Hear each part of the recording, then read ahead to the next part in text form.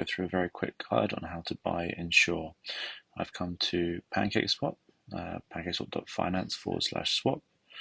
I'm going to select USDC as the currency to buy INSUR, and INSUR as the token.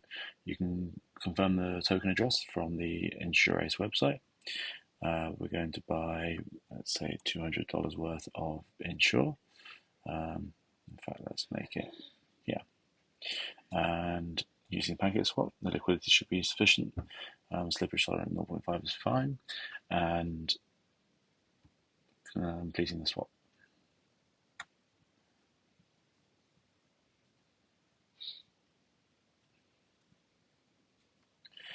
Just going to wait for that to confirm, and at the same time you can add your INSUR to your MetaMask.